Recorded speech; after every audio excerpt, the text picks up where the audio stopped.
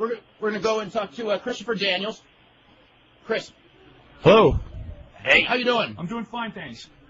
Put the headsets on. Oh, here we go. Okay. See if the levels are good, because it's kind of distracting. Okay. I don't hear anything. Can you hear me? There we go. Okay. Chris, how you doing today? I'm doing fine, thank you. What have you been doing since the last time we talked, as far as where you've been wrestling and things like that? Since the last time we talked, I did the Battle at the Bob show for ECWA, for Jim Kettner, where I wrestled Reckless Youth. And I've been doing some shows for APW, tagging with Mike Modest and wrestling Donovan Morgan. What was your thoughts on the tag team matches? We heard a lot about the tag match with Thompson and LeGrand on the weekend. Right. What were your feelings of that match? I thought it was great. I had a good time. It was good that Mike Modest came back from his knee injury. And Robert Thompson and Boyce LeGrand are one of the best tag teams in the sport right now. And just to go on there and put 33 minutes in the ring in front of a good crowd like that, I had a great time. Any plans to go back to Japan? It's in the works. I spoke to them and told them I was available. Whether they want me or not, it's up to them. And he talks about for a different company besides Michinoku. I sent my tapes over to Wale Yamaguchi in the interest of All Japan. It just depends now on whether they want to get a new face over in All Japan or not. Kind of interesting with the All Japan, because I think one of the things with the Japanese is the foreigners that have gone, it's always the same ones time after time, and I think it's probably time for them to freshen things up. Yeah, I'd love to be one of the new faces over there. I don't know how much All Japan, I'm not really familiar with All Japan's and their use of the cruiserweights, so I couldn't tell you if I would have a place in All Japan or not, but I'd certainly love to get a shot to go over there. Would you rather go as Christopher Daniels or Curryman again? I think if I were to go to All Japan, I would have to go as Christopher Daniels, only because Curryman is a Michinoku product. But either way, I'd be happy with. Mm-hmm. Have you had any thoughts as far as or any talks with WWF or even WCW lately? Yeah, I keep both my options open. I've been talking to Terry Taylor and Ricky Santana, and I've also been talking to Bruce Pritchard and Kevin Kelly. And I think right now the consensus is, as soon as a spot were to open up, that magic spot or that magic gimmick, I think I would have an opportunity. It's just a matter of where it comes up first. Who's coming out there today from the WWF? Is it Pritchard? I'm not sure if anyone from the WWF is going to be here in terms of a management position. The reason that the Hardys are here today is because they'll be shooting a commercial tomorrow in Big Bear. So I think it was just a good situation schedule-wise for the Hardys to be here for UPW. Mm-hmm. But usually when someone comes out, it's usually Bruce Pritchard. What do you think as far as the wrestlers here that people aren't so familiar with? Who are like the best guys in UPW? Well, first of all, the best guy that came straight out of UPW is definitely the Prototype. His body is phenomenal. His mind is getting there. He's brand new, but he knows he's brand new, and he's working on everything all the time. And you can see the improvement of him from when he first started to where he's at today. And I think in a year, maybe 2 years, people are going to know who the Prototype is. Other guys, Frankie Kazarian, Smooth Billy D, Outlaw Mike Knox, these guys are all very good wrestlers, and I think the more that they get a chance to work in front of these types of crowds and in front of the eyes of the WWF, I think a lot more people are going to be coming out of UPW and getting onto the WWF. What's the difference as far as wrestling in a dinner theater like this one as compared to a more normal wrestling setting? Well, the big thing is that it's not people on all four sides, so you have to kind of be conscious of where the crowd is as to where you do your stuff. The way we've set up for television, too, the hard cam is kind of off to the side, so it kind of makes it a little bit awkward in terms of who you're playing for. You want to remember you're playing here for television rather than just for the audience here. Plus, you gotta have a really live crowd. You gotta have a crowd that wants to get into it, because we're such a small building. We can only get a certain amount of people, and so if you get a full house, but it's a lackadaisical house or a lackluster house, it doesn't sound very good. But if you can get 200 people in this place and it's a live 200 people, it sounds like 1,000. So, what's been your experience as far as how many times have you wrestled this building now? I'd say somewhere between 6 and 10. I did a couple shows here earlier, and then after my WCW thing, I came back here more full time. So I have to say somewhere between 6 and 10. Have you ever wrestled a single match with Tom Howard before? No, I never have. I worked a three-way with him and Mad Dog Mike Bell a couple months ago, but Tom Howard and I have never wrestled in a singles match. Any thoughts on it, or? I think it's going to be a great match. I think Tom Howard is a heck of a talent. I think that just for unfortunate circumstances, timing-wise and scheduling-wise, he should have been in the WWF a long time ago. And I think the whole idea with him being part of Gangrel's gimmick, as I know the idea was supposed to be, that would have been something that when Gangrel was hot would have been something great for Tom. But like I said, scheduling conflicts and just circumstances being what they are, I think the WWF kind of missed the boat on that. And right now, but their loss right now is UPW's main. So I think it's going to be a great match. I think Tom's a good talent. And we're definitely going to put on a good show for these guys tonight. Now, what's his status right now? Because there was talk that, or I guess he first had the contract, then he did, and then he did, and what's it like right now? I couldn't really comment with any intelligence on that right now. The last thing I heard was that they were interested in him again, but I'm not sure from there where it went. I don't think I actually just talked to him. I don't think that he's under contract right now. Oh, okay. Yeah. Okay. I mean, he was a year ago, I guess, or whatever it was, when he was doing all the TV tapings and everything. And I think with his level of involvement in UPW, it's just as easy to get back under contract with WWF. He's right under their noses. He's putting out good wrestling matches. So if the opportunity were to arise again for them to use him, I think definitely that he'd be right here. Mm-hmm. Okay. This is actually the first television taping that these guys have wrestled, and for most of the wrestlers here, it's going to be something new. But you mentioned that they're kind of used to time constraints already. Yeah, that's right. The whole idea from the very beginning was at some point we were going to do television. So Rick Bassman and the rest of the backstage guys always were trying to hammer it home that we needed to be right on time. We needed to have it pretty close to where we needed as far as time constraints. So this is the first time where it's really mattered, but we've always been under the gun as far as trying to keep our time at a certain level in the ring.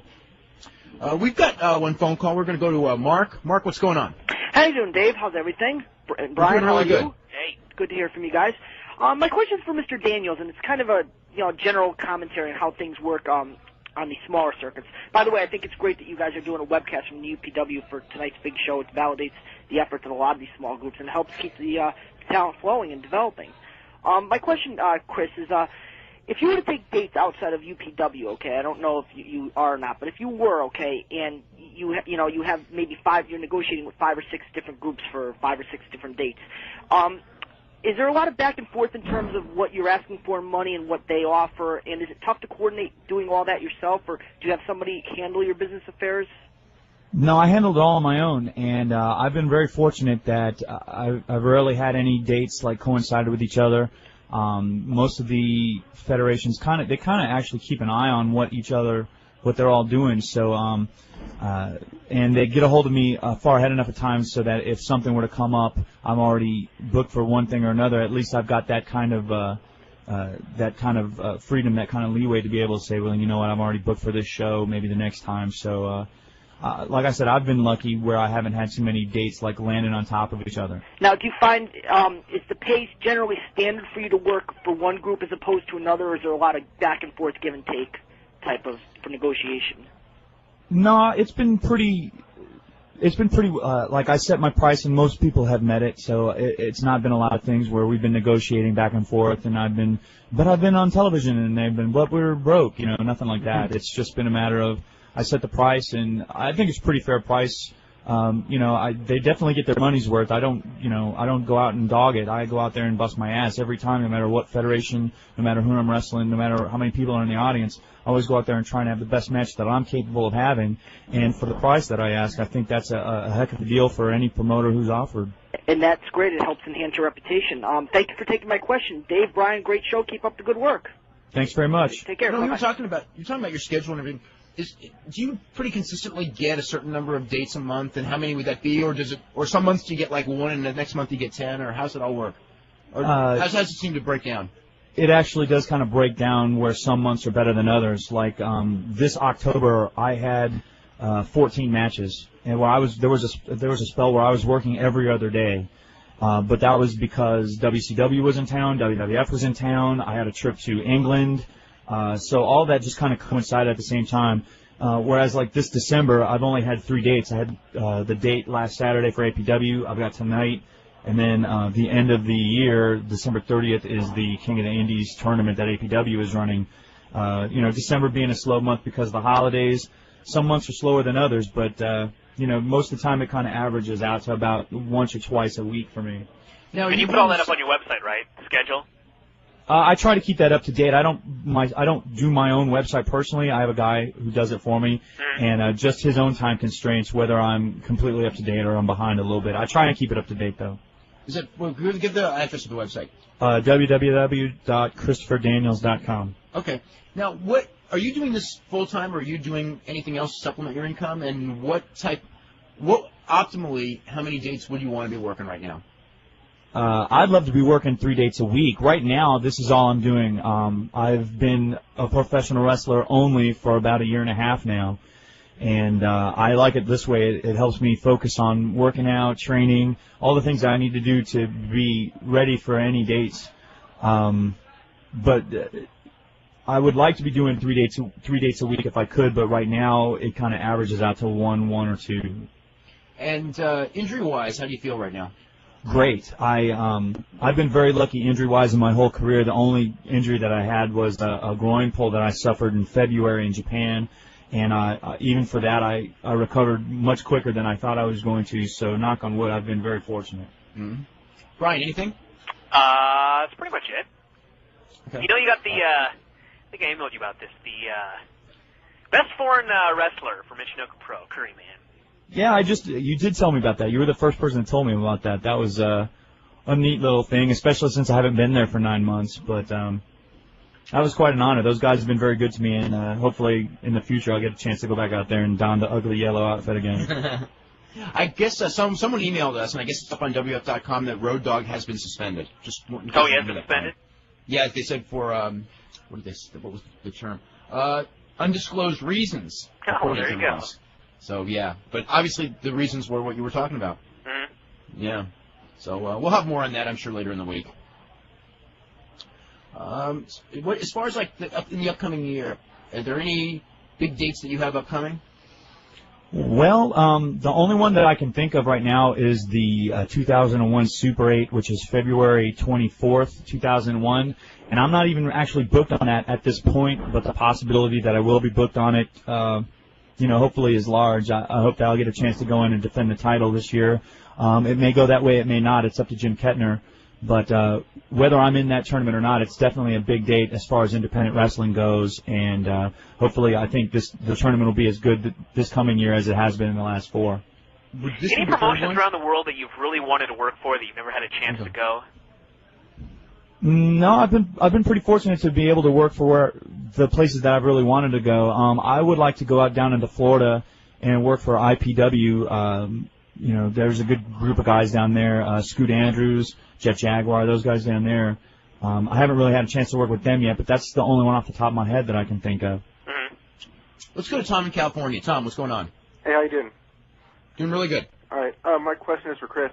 I'm really surprised that you haven't been signed to the WWF or anything like that, because I saw you, I think it was October 9th at a Raw show in Anaheim, and you wrestled in the dark match with K-Quick, I think it was, or K-Rider.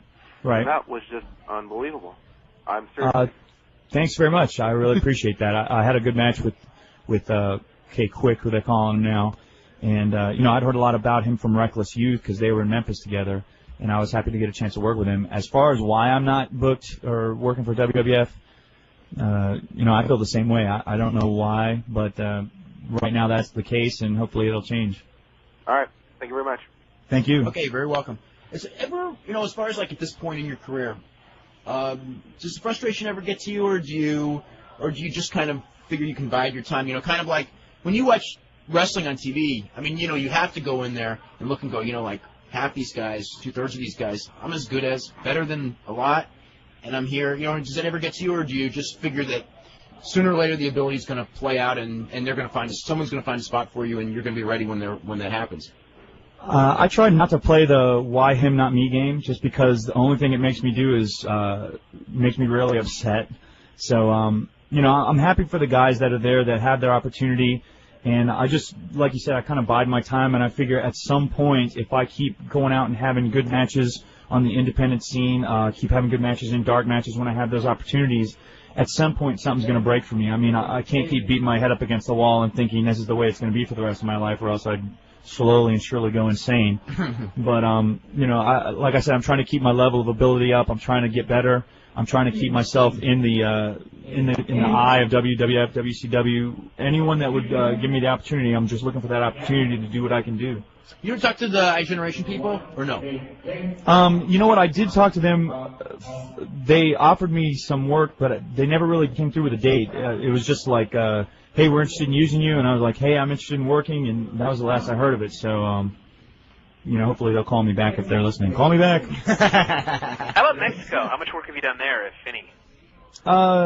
My experiences in Mexico weren't very good, to be honest with you. I've done some independent stuff, mostly in Tijuana, and I've always come away with kind of a bad taste in my mouth. I've never been able to go down there and actually work with guys that I thought were, like, really wanted to go in and work. They really just wanted to turn into, like, an America versus Mexico slap-chop brawl. And, it wasn't anything that I felt like I wanted to go drive 4 hours and get paid $50 to do, a lot, so. Yeah. As far as, we talked a little bit the last time you were on about England and everything, and you got to work with Shinjiro Otani, right? Right, yeah. And I guess whatever it is, he's back in New Japan on the 4th, so. Oh. So he's, and he's pretty high on the card, too. He's like third from the top. Is he bigger? I don't know. Oh, I've seen pictures of him. He doesn't look appreciably bigger, but it's going to be, Muto and Otani against Nakanishi and Jushin Liger. It's a pretty high-profile match for him to come back for. Yeah, as far as his size, he was a lot bigger when I met him than I thought in my mind that he was. So with him being in the ring with Jushin Liger, I don't think anybody's going to go, holy cow, Otani looks so small next to these guys. But Jushin Liger's a lot bigger than most people think, too. Though. I mean, like, not height-wise. No, not height-wise, but he's thick. He's very thick. Yeah. When you were at the Super J earlier this year, were there any of those guys that you saw that, like, surprised you as far as their ability? And what do you think of Onryo? We talked a little bit about that with that cool little gimmick that he's got. No, I kind of knew most of the guys going in. The only one that I'd never really heard of was the younger guy from New Japan, Shinya Makabe. Yeah. The rest of the guys I kind of at least had seen either while I was over there or I had seen before here in the States. And I'm not really a big follower of Japanese wrestling. So the guys that were there, I did have some sort of background on most of them. Onru was great. He bent over backwards. He made me feel like such a big star. He acted like I was like the biggest star he'd ever wrestled with, which I couldn't comprehend really. He might have been actually. Well, because he was with a small group. I guess it was just hard to comprehend. He acted like I would act if Shawn Michaels had said, "Yeah, I'll put you over." I was like, "Oh my God!" And I figured if he was good enough to be in the J Cup, there should be no question that he'd be good enough to advance, and I had no problem putting him over. And I was really happy with the match. Like I said before, he and I worked really well together, and for that short time constraint that most of the first round matches were given, I thought we put on a pretty decent show. Okay, here's a question for you: Shawn Michaels, Hall of Fame, yes or no? Oh, definitely. That's not even a question. Some we think too, but yeah, we think that too, but some people it is. Well, I think apart from the fact that he was such a good worker in his time, and and arguably still could probably be today if his back wasn't the situation it's in. He was one of the forerunners of the guys that went away from the big, heavy, lumbering wrestler to the slick, svelte, cruiserweight style that's most people enjoy the most now. So he definitely was one of the people that turned it around in terms of that. Him and Sean Waltman definitely are two of the guys in my mind that influenced the generation of wrestling.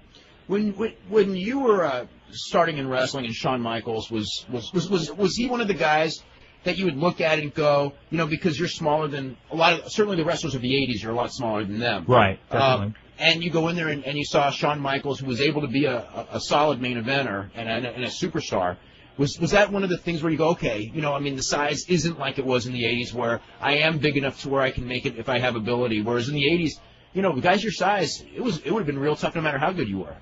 Yeah, I'd have to say the first person that I saw in that vein was Sean Waltman because of Global. I started watching Global and watching him wrestling in the light heavyweight tournaments that they had. He was the first person that kind of opened my eyes that you didn't have to be 250 pounds or bigger to make even a small name, because at the time Global wasn't necessarily the biggest promotion in the world.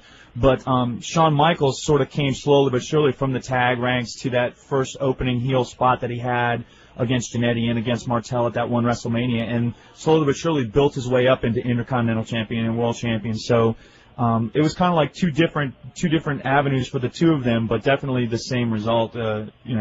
Breaking the stereotypes of wrestler equals big hulking guy. How much do you weigh right now? 210 pounds. 210? Yeah. And is that as far as like is your weight varied, or were you always, like, let's say 2-3 years ago, were you this weight? I was a little bit heavier, but I was certainly a lot thicker. I think I've tried to cut down a little bit so I wasn't so bulky looking. My particular drawback physically is that when I try and put on weight, it usually goes in the wrong space or the wrong area, and it doesn't look all that good on me.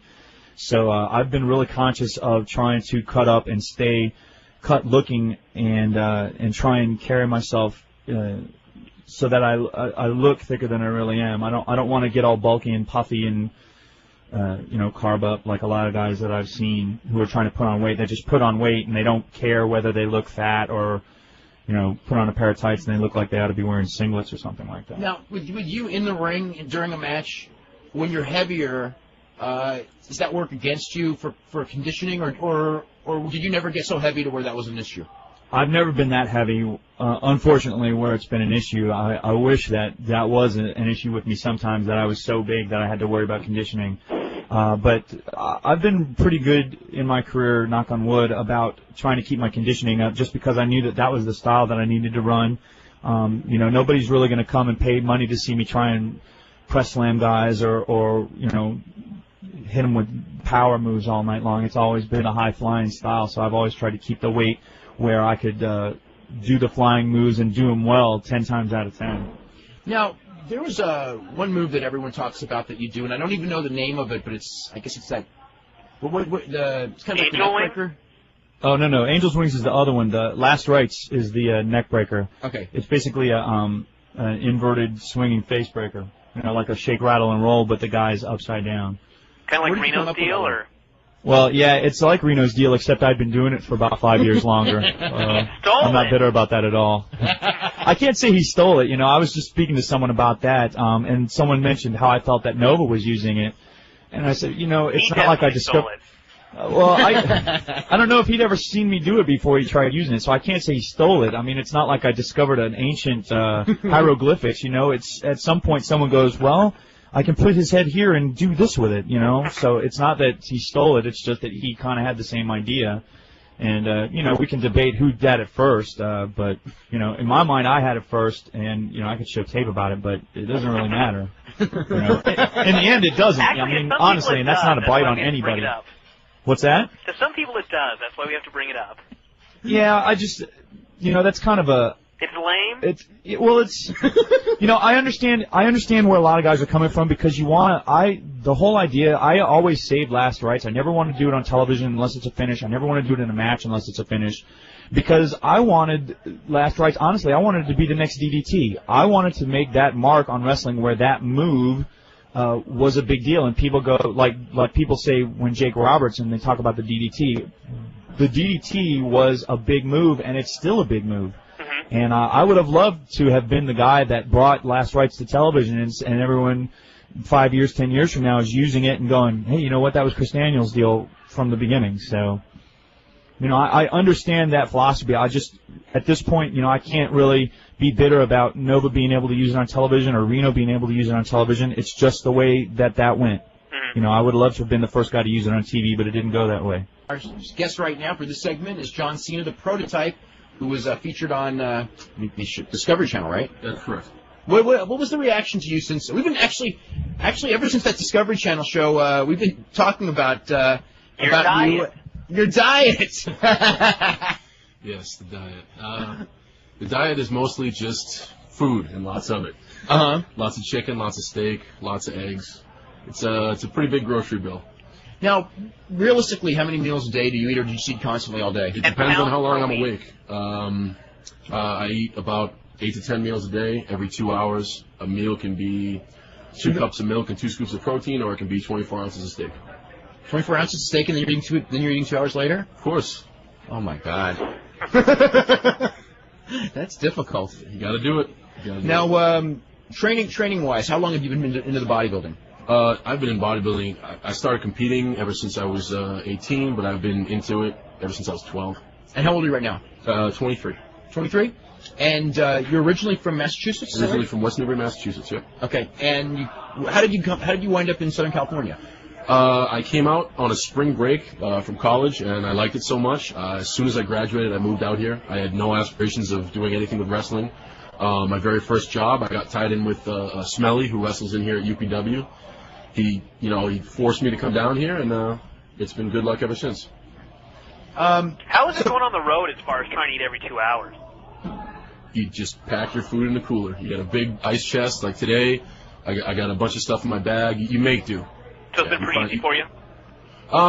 You can pretty much find something to eat everywhere on the face of the earth. So, yeah, as long as you can find food, I'm a happy man. Okay, now you have not done traveling like on a WWF-like schedule. No, sir. But you basically are aware of the schedule and you are under a developmental deal with them. Of course. And what are your thoughts as far as what would be the difficulties and how difficult would it be, do you think, for you to maintain your physique while doing the WWF schedule? I don't think it would be a problem at all. Really? Yep, I don't think it would be a problem at all. I'm not much for nightlife or whatever. I'd be one of the good kids who goes to bed early and then wakes up early. I really don't think it would be a problem because they're in a major city all the time. They're never in the middle of nowhere. So there's always a gym locally. There's always a tanning place locally. You can get your workout in, definitely. Someone said your father or grandfather was involved in wrestling in some form? My dad did a little bit of very small time promoting in Beverly, Massachusetts in like the mid 70s. But I mean, he's been a WWF mark forever. So were you a fan growing up? Of course I was. My dad forced me to watch Saturday Night Main Event, all that stuff, definitely. So now, but when you were growing up and playing football and everything like that, you really didn't have aspirations for yourself to be a pro wrestler. No, you know what? As soon as I started playing football, that was what I wanted to do. I got finished with college and took a look at myself and how football was going, and I realized I was just too small to be able to play. I came out to California with aspirations of bodybuilding, but it's a horrible drug race, and I don't want to get involved in that. And wrestling is just keeps you athletic. It's unbelievable. I've always had an interest in it, and I didn't think I'd be able to do it, so when I had the chance to get involved, it was a good thing. Now, when did you first show up at the school? How long ago was that? October 99. So it's only been a little over a year. Yep. And when did you have your first match? They had me do a run-in in November of 99. Getting the big guys out there right away. But no, I still haven't had my first good match yet. I started really early. I started very untrained. So. What was your feeling the first time that you had to do a WWF tryout match? Very, very nervous. Very nervous. Well, what was the first? Was Oakland the first one, or did you do one before? Oakland was the first one. Oh, so I saw your first WWF match then. Yes, yeah. Yes. Yeah, and that was only about 6 months into it. Yeah. I'd only been training for about 6 months, so I was very nervous. Now, when did they first approach you as far as signing you up? That actually came along. I really forget the timeline. I think it was June. The Discovery Channel special covered it. I honestly knew nothing of it until that big meeting, and they said it, and I was just overjoyed. It was great. Doing promos and everything, do you work a lot on the promos? I can't wrestle, but I can talk. Yeah, I figured I got to get something to get me in, so that's one thing I try to do. I try to talk some good trash. Except for Billy Graham, I think this is the most honest. Billy Graham used to say that when people would talk about great matches and everything, and he'd go, I didn't have great matches, I just had good interviews. That's the one thing I really try to focus on, because that's something that comes easy to me. I can really maybe pick a catchphrase out of my head immediately, or just fall into the character pretty easy. But as far as the skills, it takes years and years to learn that, and I haven't had the time yet, so hopefully that'll come with training. Let's go to Chris in Long Island. Chris, you're up with John Cena, Prototype. Hi, how's it going? It's going pretty good. I've never seen him work, but you said you had him. He's being kind of hard on himself, but what would your opinion of him as a worker be so far? I've never seen him. I've only seen him in one full match, which was the Oakland match, and I mean, he connected with the crowd, but I mean, he'd only been wrestling for 6 months. Yeah, whatever you hear for hype, don't really believe it. I'm as green as they come. I'm very, very new. I'm just learning like everybody else. Like I said, I've had about 60 matches on tape, and not one of them is one that I'd be proud of. Probably the one I had with Chris Daniels is one that's great because he can carry anybody. It doesn't matter. But no, I'm still working. I'm still trying to get better every day. So it'll come with time, hopefully. The 5 classes a week is cool. Yeah. Yep. Okay. 5 practices a week. Yeah. Keep going. Chris, go. You guys are those. Okay. No, Chris. he just spoke about him and is talking pretty highly of him. So I assume that he's better than he's letting on, at least. Yeah. Chris spoke highly of you as far as everything. Yeah. That's great. Yeah, I paid him well to say that. Checks in the mail, Chris. What sort of style do you work? More of a power style or more? Right now, definitely a power style. Only because my moves list is very limited because of the time I've been training. Hopefully, with more practice and more time in the ring, I'll be able to move up. I do like to fly. I have a 33-inch vertical jump. I can jump and I can move, but it's just the thing of being comfortable in the ring. You can't learn to run before you walk. So right now, I'm just learning the steps. What's basically your character like, your gimmick as far as that? My gimmick is a scientifically created person. It's not people think I'm like RoboCop. That's too robotic. I can't do that. If you cut me, I'll bleed. If you hurt me, I'll get hurt. But the thing is, you won't get to me because I'm bigger, faster, stronger, and better than everyone out there. That's what the prototype is. He's a genetically created man who was personally created to be better than everyone else. That sounds pretty good, actually. I have a question for Dave, actually, too, if I could. Sure, go ahead. Hoovie's at the show, right? He's supposed to be fighting... Hoovie's at the show, yeah, he is. Is this like a tryout match for the WWF, I heard? No, there's nobody from as far as I know, there's nobody from the WWF. There's no high personnel from the WWF, no corporate brass. Yeah, no, this is just test sort of thing for him. No. It's just local independent. He just wants to, he's just looking for work with a new company and things like that. And just, rebuild his name, basically. Okay, and lastly, too, real quick, this is off the subject of the show, but for the WWF, the whole thing with the whole Vince McMahon angle and the whole girlfriend angle, you think at some point they're going to try and counter that when Linda comes back with maybe a guy that she's with, a boyfriend or something? Sort of. I would guess no, but you never know with how those scriptwriters work. I'm available. Just let me know. Character. I can fit in there. If they really wanted to put a twist on it with the whole, if they do go with Trish as McMahon's girlfriend, they come in and maybe have Test come in with Linda. This is sort of a little... That is a very Test. That'd be creepy. You think? I know, but I think it would be sort of his, I don't know, maybe his shot. They're not gonna do it with Test. You don't think? Well, I shouldn't say they may do. You never know what they'll do, but I don't like that one. Okay. All right. Take care, guys. Okay. John, who's the aside from Chris Daniels, anybody else that you've wrestled that we would pretty well know, or Crash Holly? I got the chance to work with Crash Holly. He was very good. He's another match that he carried me the whole way through. Most of the guys in the UPW I've worked for, but besides Chris and Crash, those are probably the two that you know. What type of goals and timetables do you have, or is it just sort of like you figure the timetable is what someone else decides for you? You know what? As far as getting to the big time or getting on TV or whatever, I really don't control that. All I can do is bust my ass all day long, 5 practices a week, try to cram this thing into as little time as I can and get as good as I can in a short amount of time. And hopefully I'll catch some eyes and they'll bring me up. But I have no timetable. I love wrestling. I've become addicted to it in the past year and a half, and it's something I'm going to do whether I continue with the WWF or not. Would you rather train for like 2 years and just get better, or would you rather get on TV sooner, like for the WWF? I think either way it would work to be an advantage. The more time I train, the more I would know, but then in the same aspect, being on the road with WWF wrestlers, they know a hell of a lot, and working with those guys every day, I'd also learn a lot very quickly. So either way, it's a good scenario. I wouldn't be afraid of either one. Mm-hmm. Is there anyone in WWF that you would like to work with or for, someone that you could, or just anyone? Triple H. Really? Triple H, he's great. Yeah, he can. He's the Chris Daniels. He puts people over. Yeah, he's awesome. He can make people look good. He's unbelievable. Yeah, if he wants to. Yep. Exactly. But no, he makes it very entertaining. He's unbelievable. When you You were learn a growing lot up, from him politically too.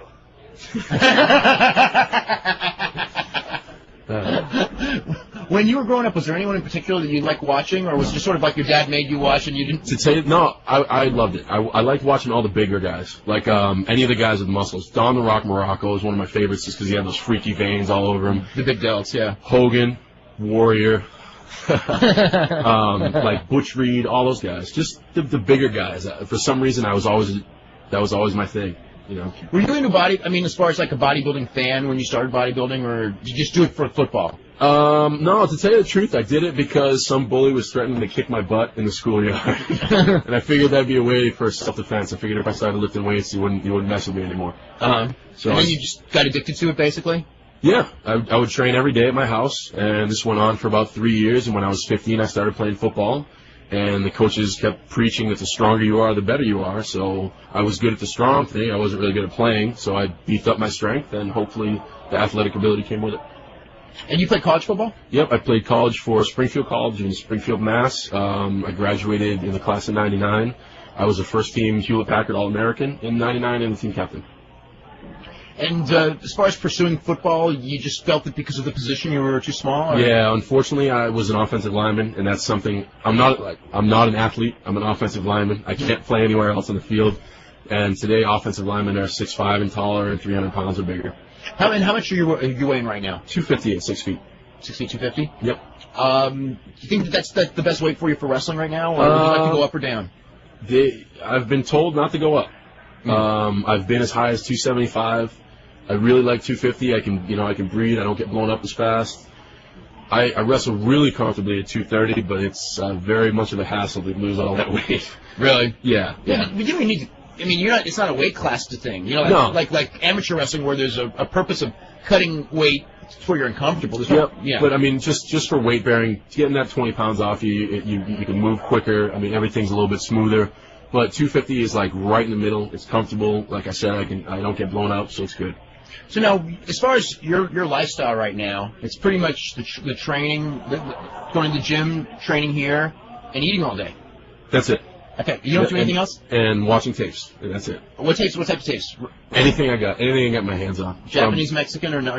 I tend to just watch basically WWF and WCW. That's it. Whether it be new, old, just television type stuff.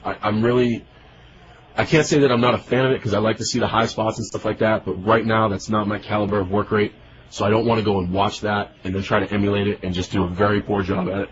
So I'm trying to watch, the top guys in the WWF and some old stuff. That's it. For talking, who do you want to like emulate your talking style after, or do you have your own talking style and you just like? I'm fascinated by The Rock. Obviously, he's amazing. He can do a 5-minute promo and keep everybody interested. I think Edge and Christian are hysterical. I think Kurt Angle is awesome.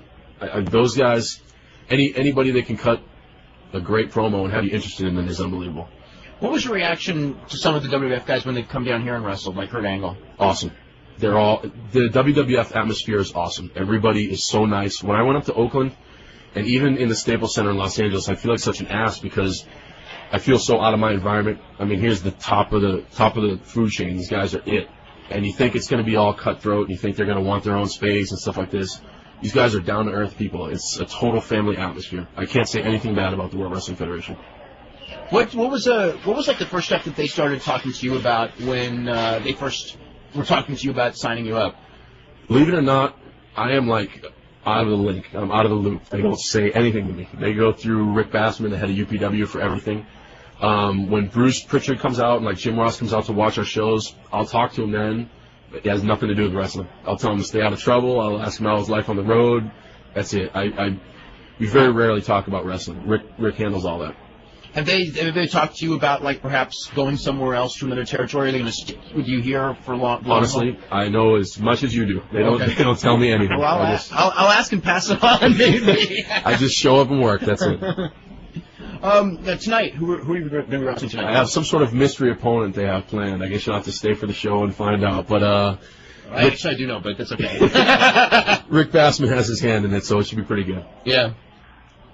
So now, as far as what's the name of that finisher that you're doing right now?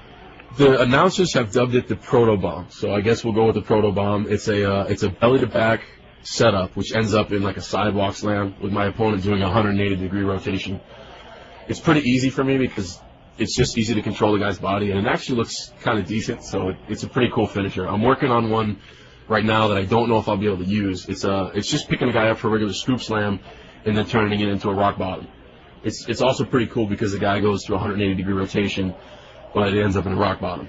So I mean, as far as the strength goes, does that enable you to do a lot of stuff that maybe a lot of other wrestlers wouldn't be able to do? Yeah, but unfortunately, I haven't been able to learn how to use it.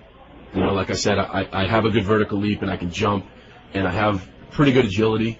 But with the strength, I can manipulate things better. Like if I slip a little bit, I can catch up.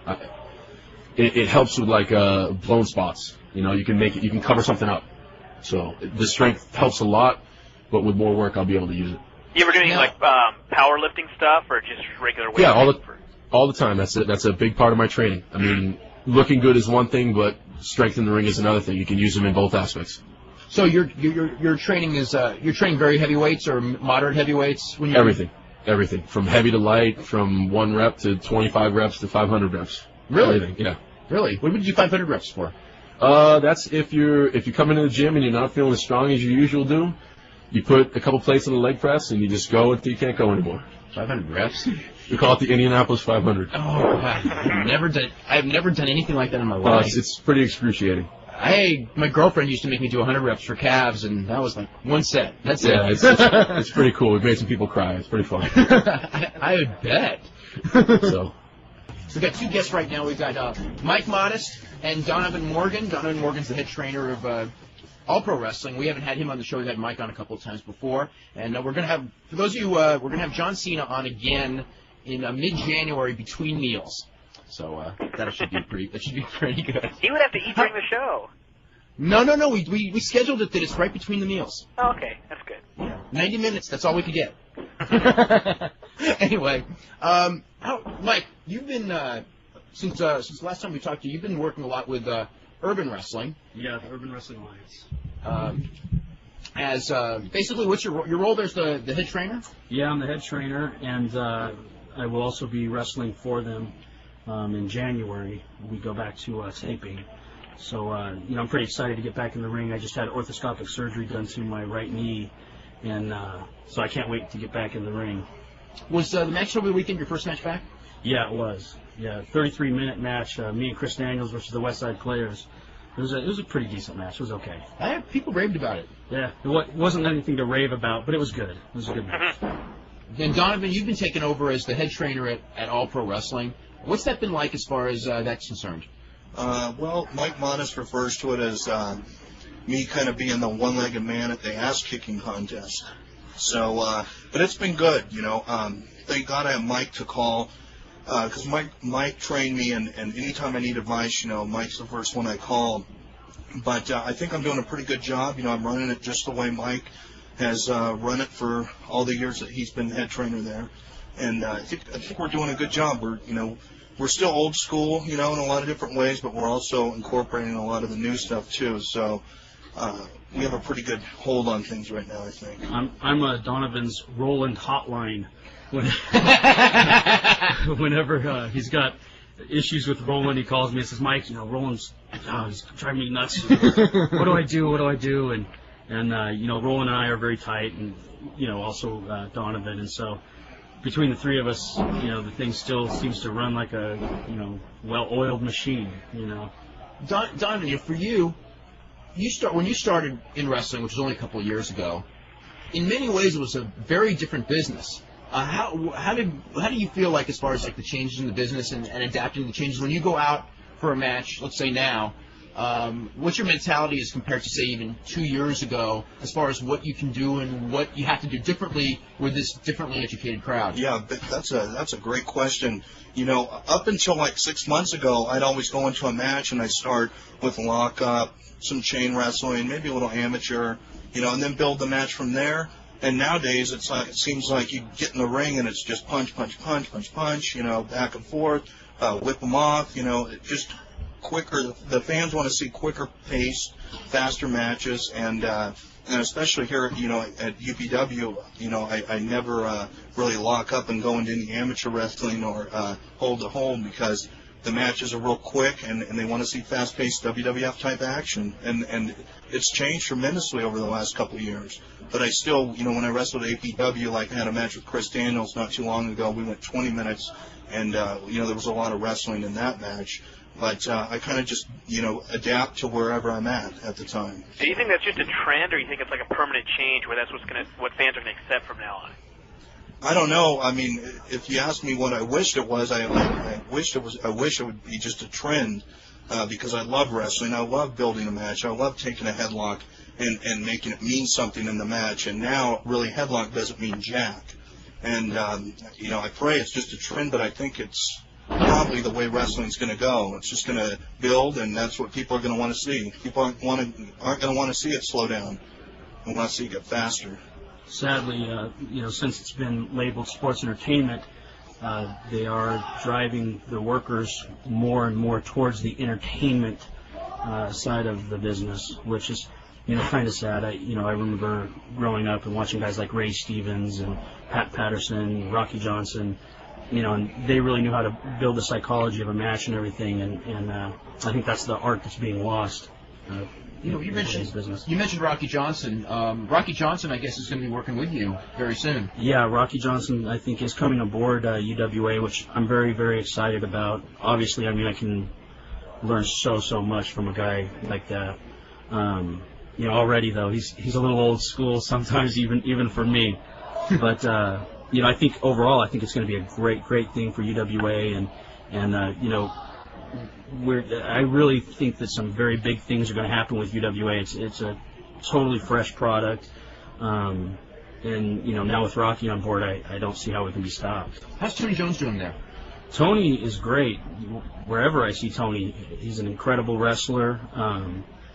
I can't say enough good things about him. Obviously, I trained him, so I'm a little biased, but I hear the same thing from everybody. Rick Bassman here at UPW sings praises of him. Jim Ross, WCW. In fact, I just talked to Terry Taylor not too long ago, and Terry brought up Tony and was talking about what a great worker he was and great wrestler he was. So I think you're going to see some big things from Tony with UWA, and also just in the wrestling business in general. I think Tony's going to be around for a long time. For both of you guys, where, aside from All Pro Wrestling down here, are there other places where you guys are going to be doing? I know you've worked a lot out east, or not a lot, but some out east. Yeah. You've worked a little bit around the country. Are there different promotions that you're working a lot for that we're not hearing about, or? Basically, I'm working for Dale Gagne, and I'm pretty much a permanent part of his roster now whenever he runs shows, but that's the question, when he runs shows. He hasn't done anything since November. And I'm working for Ron Nemes in Florida, IPW. I'm going to be going back there a lot. And basically, I just sent a bunch of stuff to Japan, and I feel like I have a pretty solid tape now. I feel comfortable sending out tapes, whereas, a couple of years ago I didn't feel comfortable. I didn't feel like I was ready, but now my body and my wrestling's come a long ways, so I'm just getting work where I can, getting experience and exposure, and it's not about the money for me, it's about the work and, being humble and getting experience. How come like when we had Kaniski on or something, we didn't have all these breaks? We had this has been one of the best shows we've done. We've had nothing but technical problems. On this one, the power just went off. The power went off in the whole building? No, just in this room. Oh, that's good. Yeah, so anyway, we were talking a little bit earlier, right here, about Vic Grimes. What's been up with Vic Grimes since, I guess, we've last heard about him? Yeah, I guess Vic's working indie bookings and everything, and it's really a shame because, the guy really puts his body on the line whenever he works a card, and, so he's asking for some kind of big money because he figures since he had a WWF developmental and worked for ECW and got some exposure there, he thinks he's worth the price, and I think he is as well. But I think it's just a little tough to demand that, being that he really didn't get a whole lot of exposure from ECW or WWF. So it's kind of unfortunate for him. But he is picking up some indie bookings. One thing I want to make mention that this UPW show tonight is going to be live on upw.com at 8 p.m. Pacific time, which is 11 p.m. Eastern. So if you want to watch, it's about a 10-11 match show, including the Hardys in the main event against the Ballard brothers. Michael Modest is going to be wrestling Donovan. Juventud Guerrero is going to wrestle Mikey Henderson. Chris Daniels against Tom Howard. Those are some of the matches. How do you guys like working down here? Actually, this is the first time I've worked for UPW, and I'm really excited about it. Roland's a great guy, and I've got nothing bad to say about Roland at all, but, he is pretty controversial and gets in a lot of heat with a lot of different promotions and everything. And one of the reasons why I really wanted to come work for UPW was to show the workers down here that I've got nothing against them. I mean, as far as I'm always concerned, the boys are the boys. Let the promoters just, fight it out if they want to, but as far as I'm concerned, I've got no heat with anybody in the business. So I'm really excited to be down here and be able to work with these guys and meet some of these guys for the first time.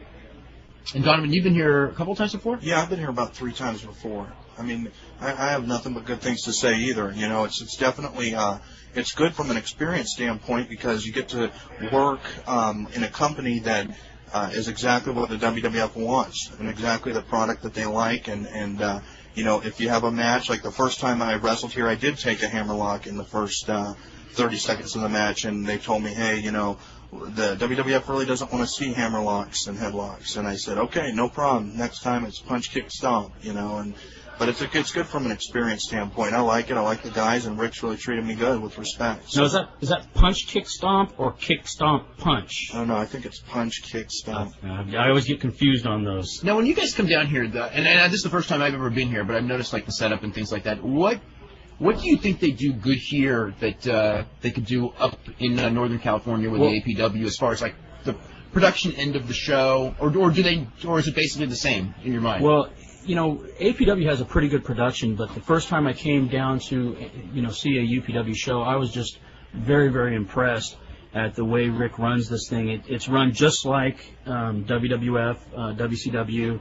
Early call time so that everybody's prepared and ready to go when it's match time. The lighting and everything, of course, is great. I mean, it is run just like a small version of WWF. And the first thing I did when I went back to APW after seeing the UPW show was I called Donovan and Roland both got on a conference call, and I said, you guys need to get down and watch a show because you can do nothing but learn. And I wish both companies could work together a little bit, and I think it would do Rick Bassman some good to send some guys up to APW and to get some, get a little more exposure, a little more ring experience, and also to work a longer style match. And at the same time, I think it's good for APW guys to come down and work with UPW so they can see the other, end of the spectrum. It's funny because APW I've always thought of as almost like a WCW type training, and UPW is obviously the WWF. If there was something where there was actually television too, there's an obvious way you can work Northern California, Southern California angle. It's an easy one. There's so many possibilities, and it's like if Roland and Rick did get together, me and Mike have said this a lot of times. They'd be unstoppable. But that's easier said than done. What do you think the chances are of that ever happening? Probably 0. Yeah. Probably in the negative. Yeah. No. Yeah. There's probably less than a 0 chance. Knowing Roland like I do, and knowing Rick for a very short time, but already seeing that Roland and Rick are very much alike. The only difference is Rick is skinny and Roland is fat. But, they're very, very. They've got a lot in common, and they're both perfectionists. I mean, they both demand perfection, which is why I think both schools are just the top schools in the country now, which is funny because most of the workers and most of the companies are based out of the East Coast. It's just odd to me that 2 of the best training camps would be out here way on the West Coast, in California. Have you guys watched how they do the training down here? And what have you picked anything up as far as new ideas Oh, big time. I've actually I came down here and saw that they do the light show, idea. It was just kind of like a little practice on Friday nights, where the wrestlers wrestle matches in the school. And, it's just experience for them. And I took that back, and I told the guys, even though our company does run more shows than UPW, we average about 3 a month, or we have been, 3 house shows, I said we still could use the experience. So we've been doing, small, light show practices, and I think it's working out really good. And also, like, promo classes. UPW has promo classes, and getting guys experience on the microphone in front of people, that's something that you need today. Today it's a lot about mic skills, that's a big thing in the business. So, yeah, definitely there's things here that I like, but also there's things that I've seen that, I haven't used, but I think we're pretty well-rounded. I think, one of the other things, going back to why I think APW and UPW kind of working together a little bit would be a good thing, is one of the things that really bothers me is lazy workers, guys that don't want to put forth the energy in their bodies or their in-ring ability, their gimmick, whatever it may be. I can't stand a lazy guy, because they're really wasting their time and my time and risking their bodies for nothing. I mean, this is definitely not something to do as a hobby. I mean, I know of no other hobby where you can just be crippled, for participating. And I think if Roland brought in some UPW guys to use them on shows, guys like John, for example, the guy's a huge prototype. He's got a great body, great attitude. He's a little green, but from what I see, it doesn't show, because he knows how to use what he's got. And I think he would be a prime candidate to come up and work for APW, and then some of those lazy bastards over at APW might see this guy and go, geez, why is he being used and I'm not? Well, maybe it's because John's got a good attitude. Maybe it's because he works out in the gym and also works out in the ring and gives a crap, Well, that's one of the things is as far as, and I noticed this with APW, years ago, and I'll tell you, it always kind of mystified me, is you spend all this money on wrestling school. It's not cheap. It's not cheap by any means, and it's not easy. You guys, it's not easy at all. It's very, very difficult to make it as a pro wrestler. The odds are against you, and why you wouldn't go to the gym and train? Because it's like, unless you're a genetic freak, there's very few guys who are going to be able to make it in the business. I mean, I'm not saying you've got to look like a bodybuilder. No. But you know what I mean. You have to be in shape. You have to be in shape. You can't be totally out of shape. Even if you're a good worker, if you've got a really ugly physique, it doesn't mean anything. Unless you're really lucky, like you're Mick Foley. I mean, very few. But even Mick has size, at least. Yeah, he's a 6'3" guy, 300 pounds, right? Yeah. Yeah. No, I totally agree. In fact, case in point, we have a guy named Mayock. This guy relocated from Texas, left his fiancée, and told her, hey, I'm going to go pursue this dream of being a pro wrestler and everything. He came out to California. He's a good worker, very good, but he's really wasting his time. His fiancée ended up breaking up with him because she could see that he was wasting his time. I pushed for the guy. I thought it would, give him a jolt of excitement if I got him a booking with UWA. So I pushed for him to get a booking with UWA. They loved him. They said, man, what a great talent. We can't use him anymore because of his body, but this guy can work. Tell him if he just builds his body, we'd be happy to bring him back. And you know what he's done? Zilch. He's done nothing for his body. He eats more Jumbo Jacks today than he did 3 months ago. He's doubled his beer regimen. I mean, he is just a lazy individual. If I could say lazy all day long, I'd sit here and just say lazy. It makes me that upset, that I went out of my way to try to give a guy a break, and he shows me the appreciation by going out partying, getting drunk, and eating Jumbo Jacks. Brian, anything you want to add? Being in the indie scene yourself. I mean, I see the same thing all the time. I mean, even if you could at least tan, you could at least get a membership. Get a new haircut, something. Shave your body. Yeah. Maybe not the whole body if it freaks you out, but there's a million things you can do. Something too, and a lot of these guys haven't been back into a WWF locker room, but when you walk back there and you see these guys, I mean, there isn't a guy, there might be, one or two, like a Mick Foley, but there's not a guy with a bad body. And if he has a little bit of a belly, he's got huge arms. There's always something, and it's a real wake-up call. I remember the first time I walked back there, and I looked at myself in the mirror, and I just laughed, and I said, man, I don't have a chance. I've got to work hard. And that's all you can do is work as hard as you can and hope that, it pays off. But, it might not pay off. But you got to at least try. You got to at least give it 100%. Yeah, in fact, not too long ago, a couple months back, I grabbed a WWF magazine and I went to one of the APW training nights, and I pulled all the guys aside and I said, I dare you guys to find a guy in this magazine that looks like any of you. And I was directing that at Jardy France, Vinny Massaro, Mayock, another guy up there, Mike Phillips, and another guy, Bison Smith, who just recently, all of a sudden, it clicked in his head that, hey, I've got to get a body, and now all of a sudden he's looking really, really good. He was already a big guy, but he had a big gut to go with it. Now he's shrunk down the gut, and he's working really hard. These other guys, they looked at it, they got my point, but they didn't do anything with it. They're still just sitting on their butts at home playing pro wrestler. Big time pro wrestler. Hey, I get to go work an indie date, and then afterwards I'll go out and get drunk, and maybe I'll get lucky and, get some rat. Yeah, one thing too, and I'm going to bring this up real quick. Like when I met Barry Horowitz in Canada in September, and I just saw, I watched Barry and I watched how seriously he took wrestling, and not even being in the big leagues right now, and just being independent. He woke up, he went to the gym, he came to my door, woke me up.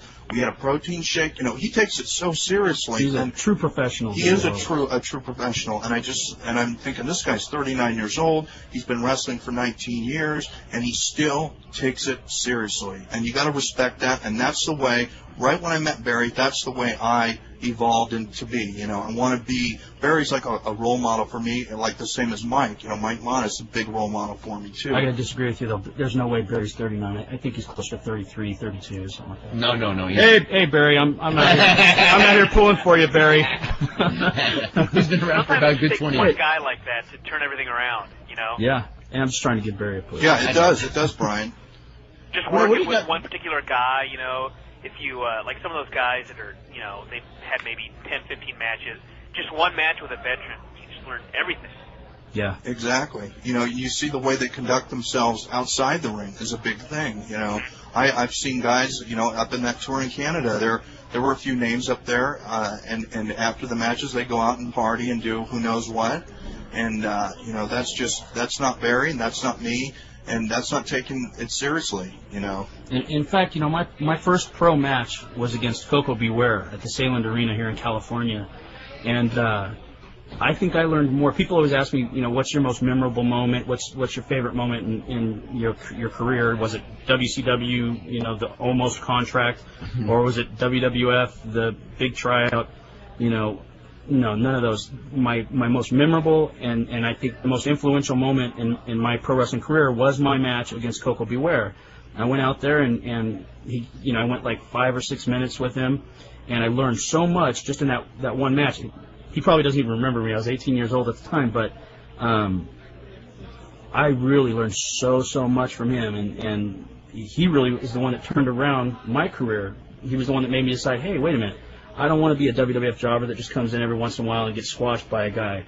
I want to do this for a living, and so that's what got me trying to work on my body and everything.